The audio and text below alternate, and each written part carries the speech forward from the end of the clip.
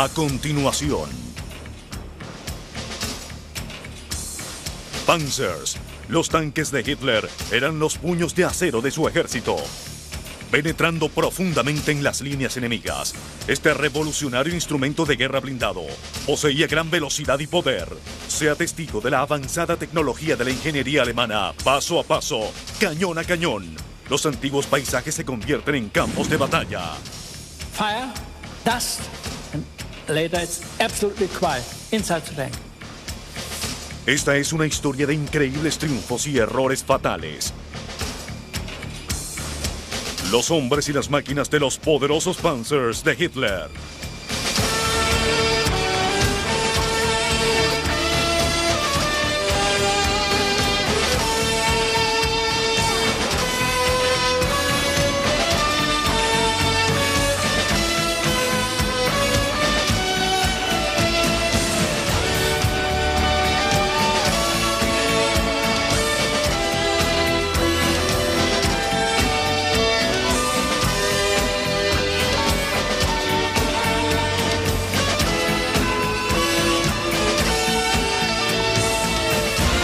Armas de guerra.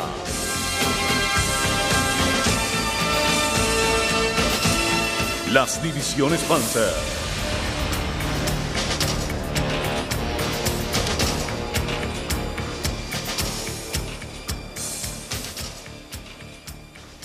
Toda una revolución bélica. Los tanques, la artillería y la infantería mecanizada se movían con una velocidad y un poder devastadores. Destruían las defensas enemigas, cortaban las líneas de suministros y minaban la resistencia del enemigo. Esto era el Blitzkrieg, o guerra relámpago. El plan de Hitler para la conquista de Europa dependía del éxito de sus fuerzas élites, las divisiones Panzer. El general Guderian, a cargo de los Panzers, proclamó: "Si los tanques tienen éxito, la victoria continuará". Tenía razón. En menos de un año, la mayor parte del continente estaba en poder del puño de acero de los Panzers.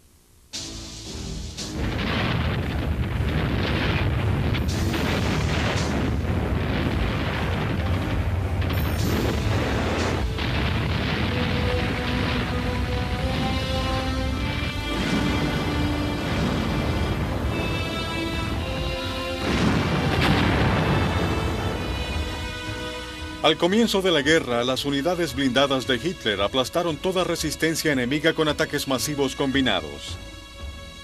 Los tanques Panzer devoraban terreno mientras los granaderos Panzer los seguían y se apoderaban del territorio que dejaban atrás.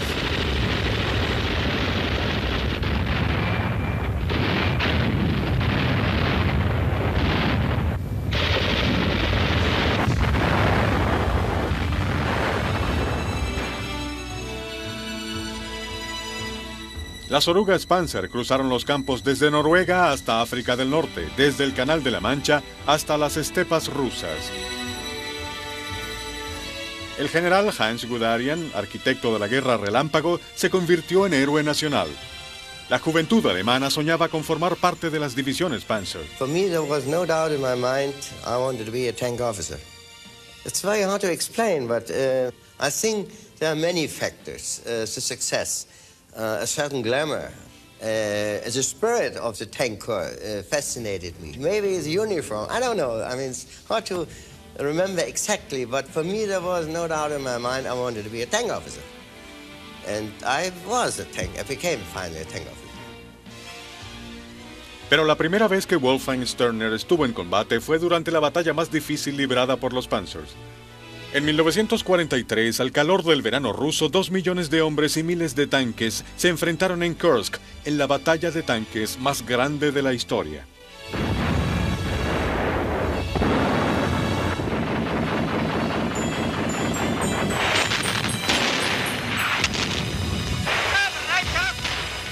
At that time, when I reached the battlefield, of course there were no room for any romantic or other dreams or whatsoever. The reality kept us fully occupied, more than that. Of course, I was still very young at that time, over 17 years of age. And then to be in the command of a tank, that really took my entire effort I had to bring in those days. We fought until the almost complete exhaustion. For 3-4 days in a row, you went back only in order to fuel up ammunition, a short sleep, and on you had to go again because we had tremendous losses at the time. It was hot, it was very dusty. This was a fighting on point-blank range because due to the dust and due to the extreme mass of tanks, we could recognize each other only on the shortest distance and then fire. Kind of rough going, I would say. La derrota de Kursk fue el comienzo de la prolongada retirada de los Panzers. Alemania subestimó la capacidad de sus oponentes y sobreestimó su propia capacidad para mantener el feroz avance de la guerra relámpago. Al ver los primeros tanques atravesar la tierra de nadie en la Primera Guerra Mundial, habría sido difícil vaticinar que la guerra relámpago sería el futuro de esta nueva arma. Estos pocos tanques estaban diseminados en el campo de batalla y avanzaban pesadamente. Asemejaban bunkers con ruedas que protegían a la infantería del fuego de ametralladoras. La única excepción se dio en noviembre de 1917 en la batalla de Cambrai. Los británicos utilizaron 400 tanques en lo que fue el primer ataque blindado masivo. The British tank offensive at Cambrai was successful in penetrating the German lines, but due to the lack of supporting infantry and artillery, the attack eventually petered out. The Germans were able to reform their lines in front of the British advance. And this is one of the reasons that the German army did not really consider the tank to be an important weapon. El ejército alemán tenía un solo tipo de tanque en la Primera Guerra Mundial, el pesado A-7B, un dinosaurio mecánico de 30 toneladas con una tripulación de 18 hombres que podía alcanzar una velocidad máxima de un poco menos de 8 kilómetros por hora. Para finales de la guerra, Alemania había construido cerca de 20 de estos gigantescos tanques. The Germans, of course, had been defeated. They were demoralized. The Treaty of Versailles limited them to an army of 100,000 men with no tanks and no combat aircraft. Germany then was faced with the prospect of having to defend itself with minimal resources. Their leaders had to come up with a way to mobilize the troops so that fewer men could do the job of a much larger conventional army. El general Heinz Guderian estudió las teorías británicas y francesas sobre guerra blindada, nuevas y radicales teorías que profetizaban la victoria con tanques de alta velocidad y ataques de infantería mecanizada apoyados por artillería y unidades aéreas. Mientras que los ejércitos aliados pasaban por alto estas ideas, Guderian puso a prueba y mejoró estas nuevas teorías con un arsenal de tanques de madera. Guderian diseñaría también los planos para la guerra relámpago. In the beginning of the war, I was under his command. The General Oberst Guderian, he was called as the father of the tank units, And his idea was to take all the tanks together,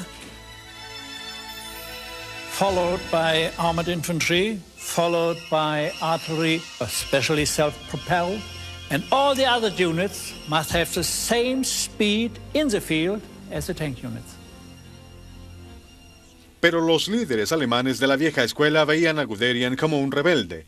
Ellos se aferraban a la noción de que los tanques debían ser dispersados en el frente de batalla para servir de apoyo a la infantería. And Guderian said, no, the tanks must come together and must attack all together. En 1933, Guderian y su pequeña fuerza de tanques llevaron a cabo una demostración que terminó con las discusiones. Adolf Hitler, el nuevo canciller electo de Alemania, vio en ellos un enorme potencial y declaró: «Esto es lo que quiero. Esto es lo que tendré». Ese fue el nacimiento de las divisiones Panzer.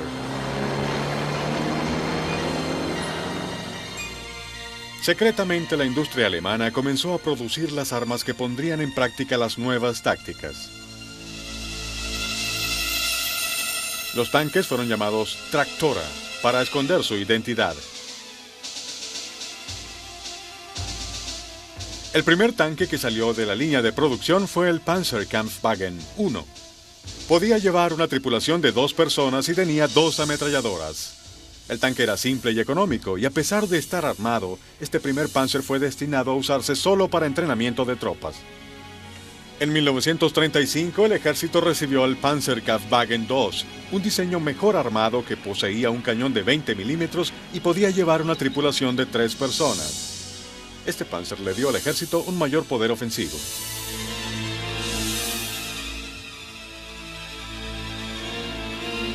El 20 de abril de 1938, para el cumpleaños número 50 de Hitler, las divisiones Panzer exhibieron con orgullo sus nuevas armas. Wir waren stolz darauf. We were very proud of having these new tactics, and we were very proud of having Guderian. We were also proud of having good tanks, and most of all, we were very proud of being well trained for this new kind of armored warfare. Für diesen Panzerkampf gut ausgebildet zu sein. Armas de Guerra continuará en un momento. Armas de Guerra. Al amanecer del 1 de septiembre de 1939, la guerra relámpago de Guderian se hizo realidad. 6 divisiones Panzer, más de 3.000 tanques, invadieron Polonia mientras en los cielos los Stukas de la Luftwaffe bombardeaban bases aéreas y líneas de suministro.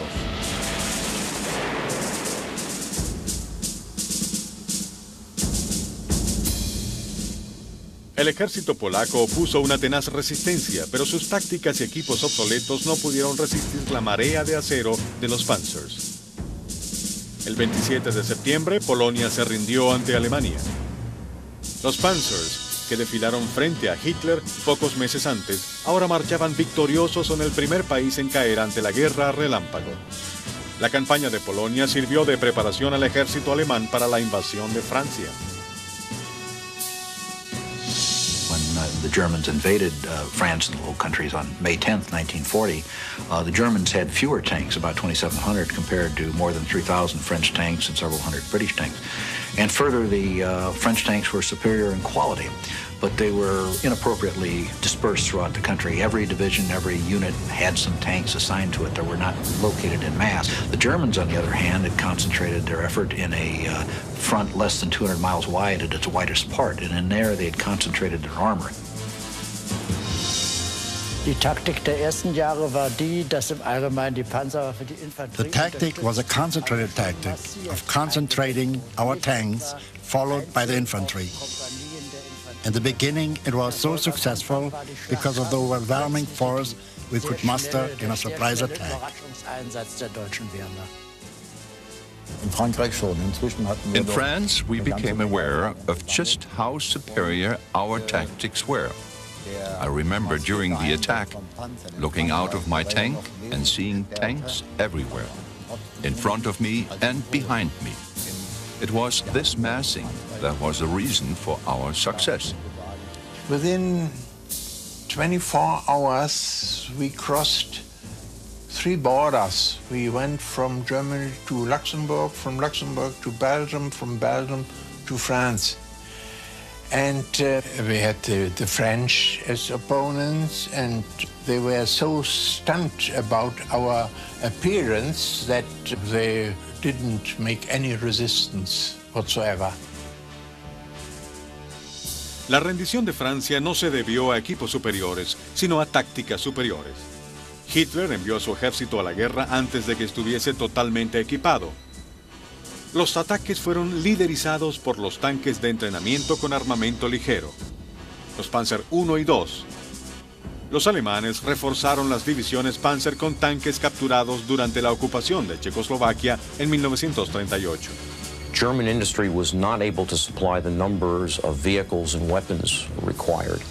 And as a result, you can make a very good case that Hitler could not have gone into Poland or France or even Russia later in 1941 if he had not had the output of the excellent Czech armament industry. La producción de tanques de combate más pesados, los Panzers III y IV, había comenzado, pero estos todavía eran pocos durante los ataques a Polonia y Francia. El Panzer III fue diseñado como tanque principal de penetración. A diferencia de la mayoría de tanques que contaban con más blindaje en la parte frontal, el Mark III poseía la misma cantidad de blindaje en todos sus flancos. It was expected that initially these tanks would overrun the enemy's frontline defenses and might be vulnerable to anti-tank fire from the rear. El Panzer IV estaba mejor blindado en su parte delantera, pues estaba diseñado para viajar con apoyo de la infantería. El tanque estaba dotado de un cañón Howitzer de 75 milímetros para destruir fortificaciones y nidos de ametralladoras enemigas. El Panzer IV se convirtió en la columna vertebral de las divisiones Panzer. It was not primarily intended as an anti-tank weapon, and indeed during the invasion of France and later Russia, early Panzer IVs with the short howitzer were almost completely incapable of knocking out enemy tanks. El liderazgo decisivo, así como el comando y control efectivo, llevaba a los alemanes a la victoria. The armor visionaries like Guderian felt that it was essential to lead armored units from the front because of the speed of their movement and the fact that they often would encounter unexpected obstacles. Leadership on the spot, unhindered by long lines of communication, was essential to seize the initiative. Los comandantes de tanques Panzer eran entrenados para pensar y actuar independientemente en el campo de batalla. The great difference between us and other armies was that we were not given specific orders. We were given mission orders. If we were given the order to attack a village, I could decide when and where to do it. It was my decision how I accomplished this mission. The difference was that I could react to constantly changing conditions on the battlefield as long as I achieved my goal. Una red de sofisticadas líneas de comunicación ayudaba a coordinar los ataques de armas combinadas. In a tank division, we had a liaison officer from the Air Force. And this liaison officer gave the pilots exactly where are the targets. It was absolutely a revolution in the beginning of the war on our side. Mientras que sus oponentes se comunicaban con arcaicas señales de mano y banderas, los Panzers estaban dotados de modernos equipos de radio FM. Our tanks was equipped with communication lines. And we can talk from one tank to another. The platoon commander can talk to all tanks, and the company commander can do it also. But the leading of the tanks was very simple. We used to have certain codes we applied and which we changed, if possible, from day to day. I can remember one word, it was enemy infantry, was the word Prediger Ölsardinen. Now that means preacher and sardines. So, I mean, it is just one thing I remember. But radio connection was absolutely a must and very important. Over the radio, we can talk all together in the tank. The crew commander to the driver to the operator to the loader, and to the signalman. And the communication was excellent, given by not this microphone, that's living here. It was excellent. Los ingeniosos micrófonos de garganta no transmitían el ensordecedor ruido del tanque y hacían que la eficiencia de la tripulación sobrepasara a la de sus oponentes. En febrero de 1941, Erwin Rommel, héroe de la Batalla de Francia, fue enviado al África para ayudar a los italianos a luchar contra los ingleses. Las osadas tácticas de Rommel redefinieron los conceptos de la guerra relámpago. He regarded the tank as the raiding weapon supreme. He was able to develop tactics that used small groups of tanks and other arms that would penetrate deep into the enemy's rear, getting behind the lines, turning up where he was least expected. And he did this by personal example, leading either with the tanks themselves or flying over them in a light aircraft, but always up there, pushing, chivying, much the same way as Guderian had done in 1939 and 40. But Rommel carried it to a greater extreme, and he wanted to be there to keep behind, to keep the momentum going all the time. He was a raider. Und Rommel ist unser selbstverständlich für einen Afrikamann. Rommel was our idol for all of us who served in Africa. But we would have preferred if he wasn't always so far out in front. We were always worried about his safety. Von der Front rückwärts sich aufgehalten hätte. Rommel, el zorro del desierto, constantemente derrotaba a sus adversarios utilizando menos tanques y hombres. Rommel was particularly good at using his tanks as a screening force to draw out the British into range where he could then fight with what was his major anti-tank weapon, and that is the dual-purpose 88mm gun. The 88 was, in North Africa, practically a wonder weapon. It was able to knock out any Allied tank at a range of 2,000 yards or better. Rommel y el Africa Corps operaban en el desierto como barcos en el mar, haciendo regresar a los británicos a Egipto en menos de un mes. El liderazgo de Rommel hacía que sus tropas se sintieran invencibles, pero esa sensación no duraría mucho. In the beginning, I had no fear because I had not felt any pain. I had not been wounded, not burned. Fear came a little bit later. Armas de Guerra continuará en un momento. Armas de Guerra. El 22 de junio de 1941, Alemania lanzó la Operación Barbarossa, la invasión de Rusia. La Luftwaffe obtuvo la superioridad aérea destruyendo 1.200 aviones rusos para el mediodía. En las primeras semanas de la invasión, las unidades Panzer avanzaron más de 40 millas diarias y Hitler anunció la conquista de Rusia en 8 semanas. The Germans struck so quickly with such massive forces that they completely overwhelmed the initial Russian defenses. Even though those defenses were extensive, the Russians had over 20,000 tanks on the western frontier, a couple of million troops, thousands of aircraft. And yet within 6 months, the overwhelming majority of this force had been captured or destroyed. Confiado por sus victorias anteriores, el ejército tardó demasiado en mejorar sus tanques. Su inteligencia no les advirtió acerca del mortífero tanque ruso T-34. Our infantry and our soldiers, it was shocking because they cannot do anything against this T-34.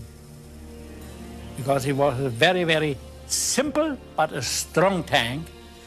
Simple, decent engine, no comfort inside the tanks, but a very, very big and excellent gun.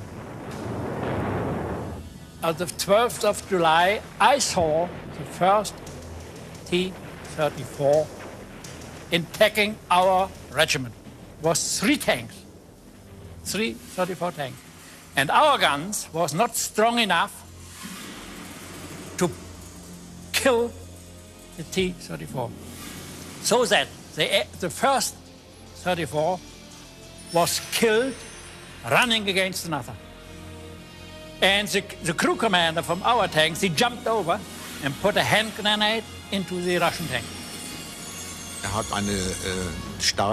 It was quite a surprise for us that it could kill us from over 1,000 meters, so we had to find a way to knock it out. We'd hide behind a hill and wait for it to get really close, and then we'd shoot at it from the side. It usually took 3 to 4 of our tanks to knock out one T-34. The big disadvantages they had were they had no radio communications and they had no tank commander. Their gunner would have to look out the top of the tank, assess the situation, then duck back down inside the turret to fire. This gave us time to get close enough to knock him out.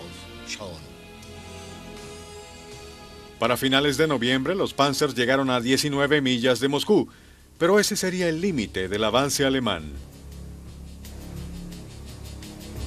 La fuerza de invasión se había movido más rápido que sus líneas de abastecimiento y se enfrentarían pronto a un enemigo más letal que el cañón del T-34, el brutal invierno ruso.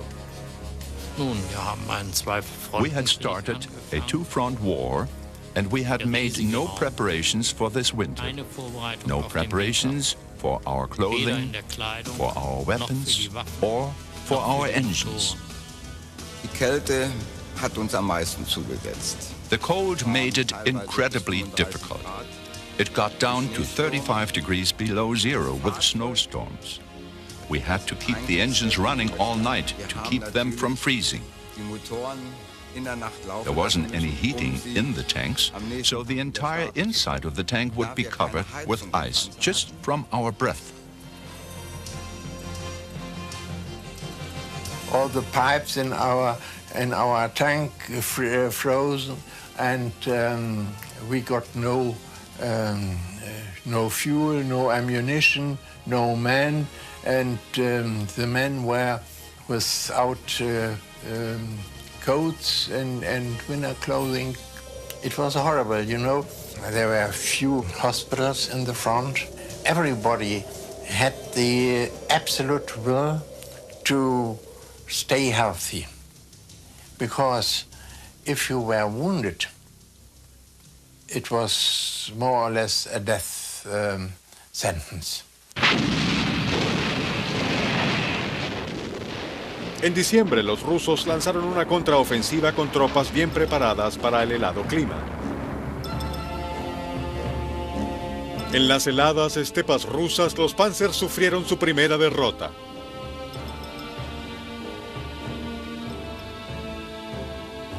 Sorprendidos por las bajas, los alemanes lucharon desesperadamente por recuperar la superioridad.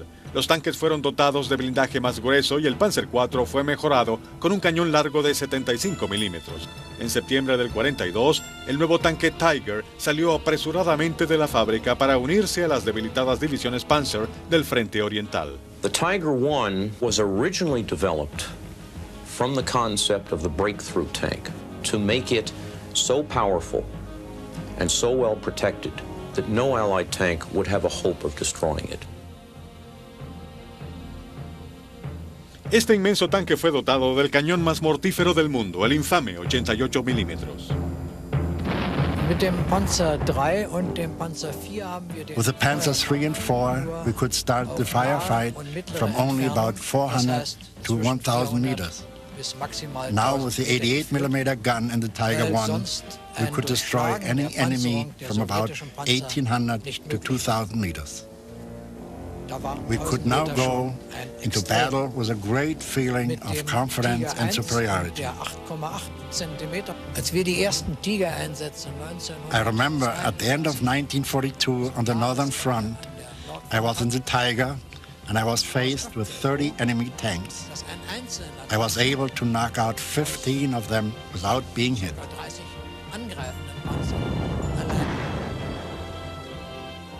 Dem stand ein großes Problem, vor allem auch. There was one big problem. At 60 tons, we were always in danger of sinking into the mud. And at the Northern Front, there was a lot of wet and muddy terrain. It was hardly possible to find a bridge that we could cross unless the engineers were to fortify them in advance. Inicialmente, el Tiger era poco confiable y difícil de mantener. Incluso después de resolverse estos problemas, la industria alemana nunca podría cubrir la demanda de las divisiones Panzer por la nueva arma. Solo se produjeron 1,350 Tigers.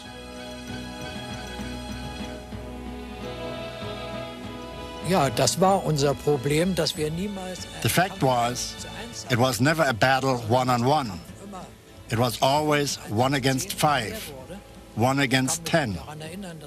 It was common for a Tiger to be facing 12 enemy tanks.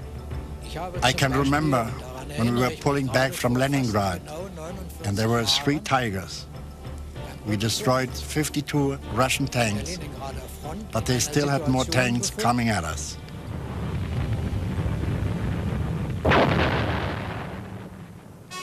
Armas de Guerra continuará en un momento.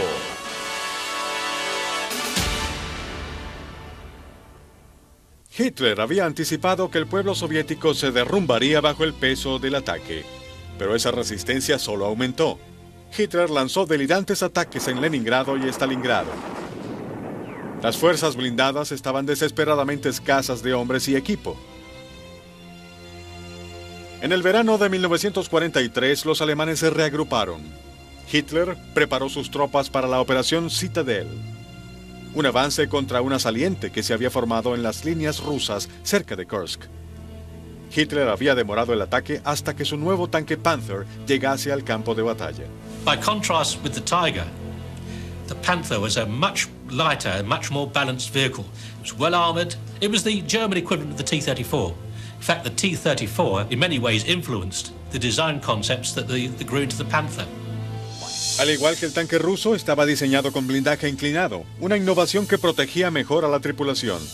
El poder de fuego del cañón de 75 milímetros de alta velocidad del Panther era aún más letal que el de 88 milímetros del Tiger. From 1943 onwards, it was the one tank that most of the Russian and Allied tank crews really feared, far more than the Tiger. The Panther was a real present for us tank soldiers. It had a much better protection and a much stronger gun. Now we could engage the enemy at well over 1,000 meters. With the arrival of the Panther, Hitler was ready for the assault. However, Russian intelligence discovered the plan, and the Soviets braced for the attack. With the help of civilians, they dug 3,000 miles of trenches and buried 400,000 landmines.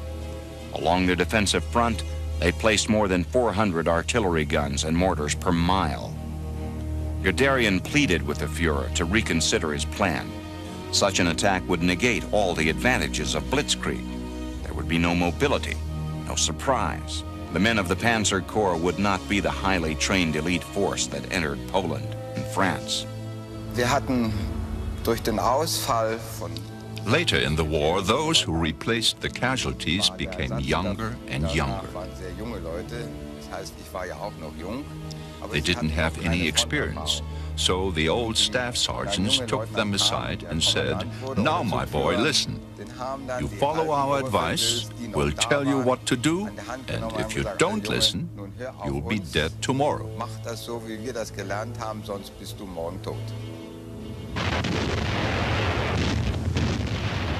La batalla comenzó el 4 de julio. Eran 2.700 tanques alemanes contra 3.600 tanques soviéticos.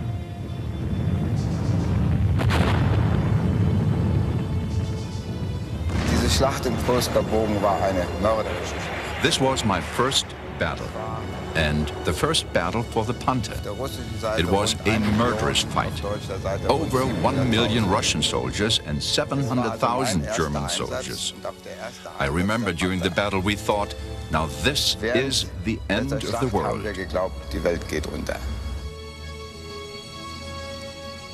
Al igual que el Tiger, los primeros Panther experimentaron numerosos problemas mecánicos. During the first days, it became clear that the engines were not strong enough and could not stand the strain. And there were problems with the transmission. The first breakdowns came during our march to the assembly area. We tried to repair them as quickly as possible and send them back to the front.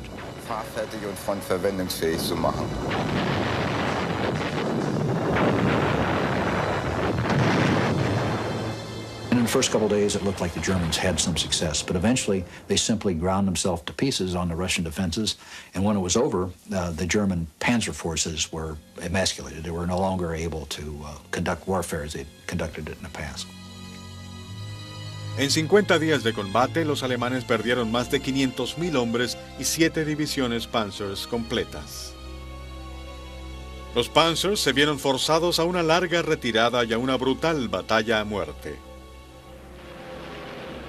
La Luftwaffe había perdido la superioridad aérea, convirtiendo a los tanques en blanco fácil del avión de ataque terrestre Ilyushin Stormovich.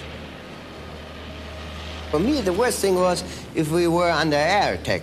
Now, if you are in a tank and they attack you, then you are completely helpless. You feel like a decoy there. Like if the fighter planes are above you and you have nothing to fight them, and you know it's only a matter of time before they get you, then the feeling is lousy, so to speak. The day that Adolf Hitler sent his tanks across the Russian borders, the day that he lost World War II, there was no way that the Germans could occupy the Soviet Union. The fact was that the Soviet Union was a nation of over 140 million people, whereas Germany had only 50 million. And in a war of attrition, the larger nation was likely to prevail. En África del Norte, las fuerzas alemanas también sufrían los efectos de la guerra en dos frentes. El combustible y los suministros se agotaban, y el apoyo aéreo era virtualmente inexistente. When I was there, we had to make the best of everything. Very, very few tanks. Long lines stretched out to be protected by just a few. We didn't have enough ammunition. We didn't have enough gasoline. We were also afraid that there was sabotage. I remember that I put a finger in the jerry can, you know, sniffing whether there was any water mixed in it because we feared sabotage. I remember sometimes we went into battle and were not gassed up fully. So we just hoped it would be sufficient, you know. Los aliados habían descifrado los códigos secretos alemanes de radio para poder interceptar y hundir los barcos de suministro antes de que llegaran a puerto. Rommel was continually forced to scrounge fuel where he could find it, to use captured equipment. In May of 1943, when the final German units in Africa surrendered, almost 85% of their motorized transport consisted of Allied vehicles. The last tanks the Germans had basically ran out of fuel and had to be destroyed. The time was over for Blitzkrieg. Blitzkrieg is something that happened in Poland and in France. In Africa, at the end, there was certainly no Blitzkrieg. Armas de Guerra continuará en un momento. Armas de Guerra. Cuando los aliados invadieron Europa en 1944, su tanque principal de combate era el M-44 Sherman. El Sherman era fuerte, confiable y de fácil manutención. Sin embargo, el Sherman tenía un blindaje delgado y su cañón no podía detener al Panther y al Tiger. We could kill a Sherman at a much greater distance than they could kill us. Their gun was not as powerful as ours, and it was obvious in a shootout we could get a lot more of them than they could get of us. One hit on the Sherman, and it caught fire right away. We called the Shermans Ronsons after the Firelighter, because mostly with the first round they blew up. The Sherman always went up. Stood in flames with the first round. Los aliados tenían que pensar en maneras creativas de eliminar los tanques alemanes. Los tanques alemanes capturados eran enviados al campo de pruebas del ejército en Aberdeen, Maryland. German tanks are brought here to Aberdeen and they are tested. They're tested in a lot of different ways. They test them automotively. They drive them across a thing called the wash rack. They drive them up and down hills to see what kind of grade they can climb. They drive them up against obstacles to see how much of a vertical clearance they can take. They fire round after round into them to see where the weak points in the armor are. And after a while, a picture emerges of just how effective these things are. And that intelligence information is disseminated to the field. For instance, the early Panther has the gas tanks located aft, and they are exposed. And if you know where the gas tanks are, you want to aim for the gas tanks, because you're not going to penetrate the frontal armor with a 75 gun on the Sherman. But knowing where the gas tank is, you can aim for that position and kill the tank. The Germans knew that we were doing this type of testing. They were doing the same thing to our stuff. This is a common, everyday practice in war. En diciembre de 1944, los alemanes lanzaron su última ofensiva Panzer a gran escala en la batalla del Bulge. Ahora, a finales de la guerra, estaban peleando con algunas de las armas más modernas de la historia de la guerra. La batalla marcó el debut del tanque King Tiger. El King Tiger fue el tanque más pesado que haya aparecido jamás en el campo de batalla. It was a real massive brute, 68 odd tons, an 88mm gun, really thick armour. To most Allied tanks, if a King Tiger appeared on the battlefield, you found an excuse and left. But they suffered the same tactical drawback as the original Tiger did. They were very, very slow. They were so slow and cumbersome. To actually move them, even on a battlefield, was a major operation. Pero los alemanes nunca pudieron producir armas en las cantidades necesarias para contener a los aliados.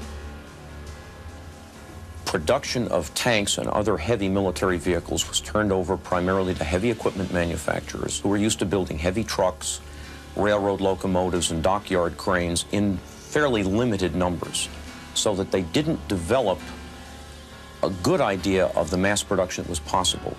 In the United States, production of military weapons was turned over primarily to the major automotive manufacturers who were used to building tens of thousands of vehicles in a short period of time.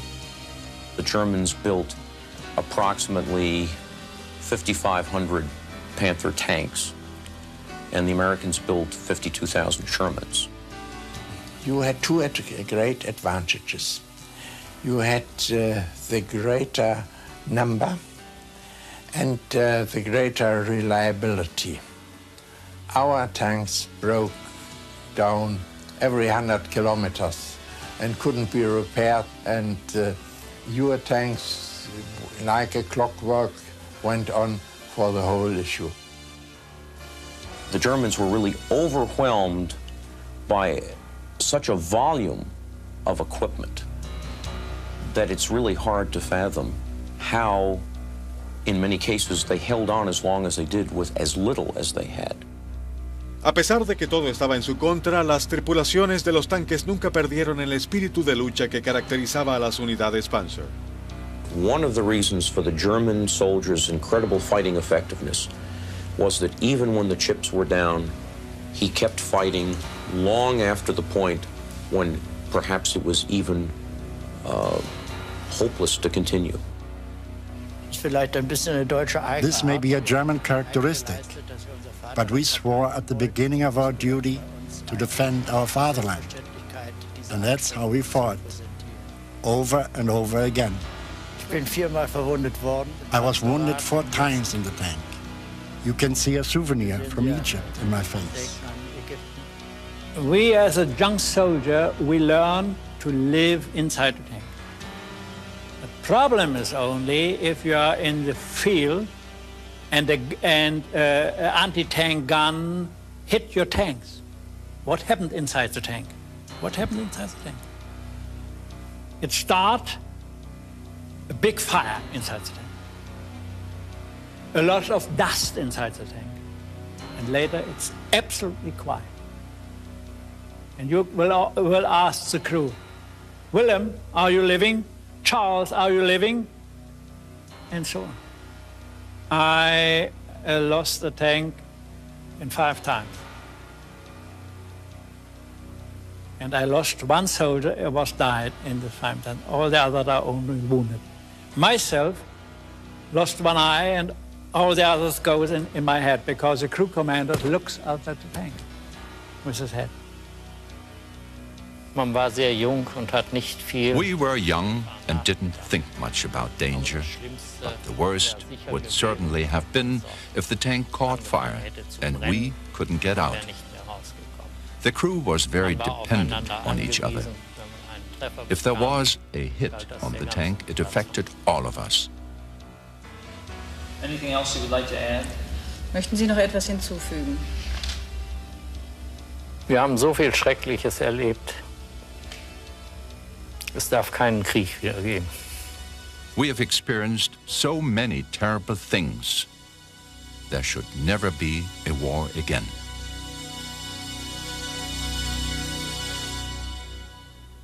Iniciada la Segunda Guerra Mundial, la Blitzkrieg no tenía oponentes. En años siguientes, el debilitado ejército alemán demostró ser fácil presa de los ataques relámpago de sus oponentes. En 1967, la victoria israelí en el Sinaí se debió a tácticas relámpago. Y eso mismo ocurrió en el Golfo Pérsico. A pesar de su derrota final, las tácticas de las que las divisiones Panzer fueron pioneras son tan relevantes hoy como lo fueron en el 39. Velocidad, poder y acción independiente son esenciales para la victoria.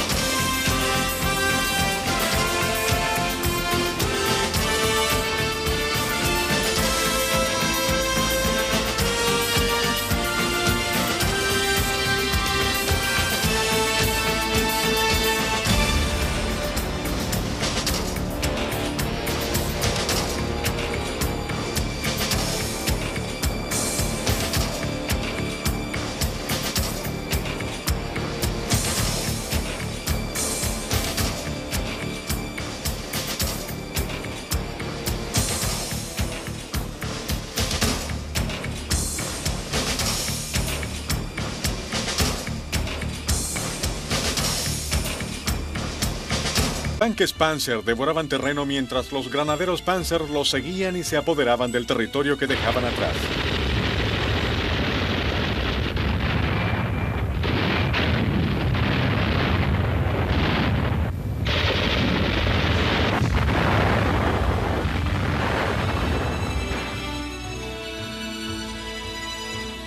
Las orugas Panzer cruzaron los campos desde Noruega hasta África del Norte, desde el Canal de la Mancha hasta las estepas rusas. El general Hans Guderian, arquitecto de la Guerra Relámpago, se convirtió en héroe nacional. La juventud alemana soñaba con formar parte de las divisiones Panzer. For me, there was no doubt in my mind I wanted to be a tank officer. It's very hard to explain, but I think there are many factors to success. A certain glamour, the spirit of the tank. A continuación, Panzers, los tanques de Hitler, eran los puños de acero de su ejército. Penetrando profundamente en las líneas enemigas, este revolucionario instrumento de guerra blindado poseía gran velocidad y poder. Sea testigo de la avanzada tecnología de la ingeniería alemana, paso a paso, cañón a cañón. Los antiguos paisajes se convierten en campos de batalla. Fire, dust, and later it's absolutely quiet inside the tank. Esta es una historia de increíbles triunfos y errores fatales. Los hombres y las máquinas de los poderosos Panzers de Hitler.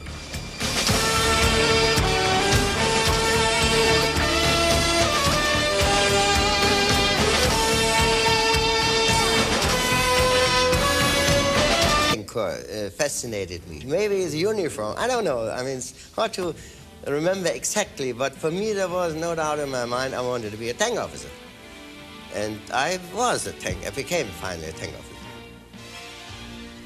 Pero la primera vez que Wolfgang Sterner estuvo en combate fue durante la batalla más difícil librada por los Panzers. En 1943, al calor del verano ruso, 2 millones de hombres y miles de tanques se enfrentaron en Kursk, en la batalla de tanques más grande de la historia.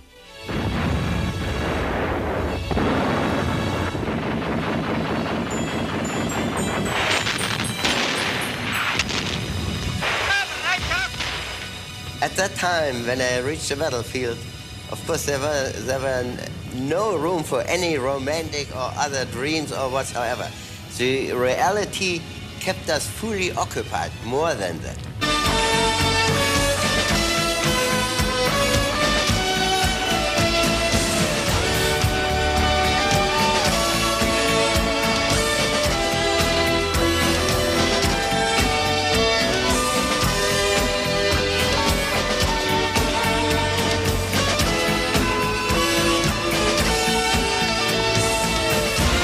Armas de guerra.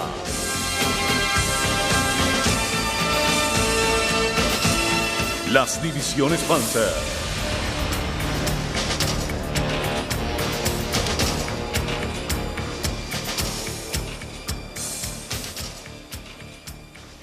Toda una revolución bélica. Los tanques, la artillería y la infantería mecanizada se movían con una velocidad y un poder devastadores.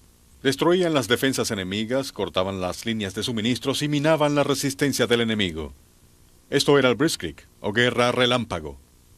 El plan de Hitler para la conquista de Europa dependía del éxito de sus fuerzas élites, las divisiones Panzer. El general Guderian, a cargo de los Panzers, proclamó: si los tanques tienen éxito, la victoria continuará.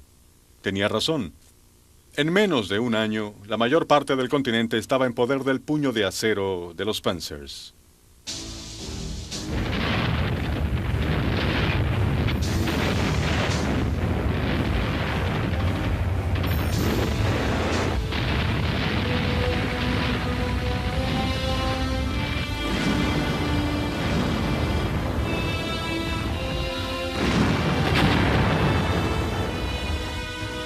Al comienzo de la guerra, las unidades blindadas de Hitler aplastaron toda resistencia enemiga con ataques masivos combinados.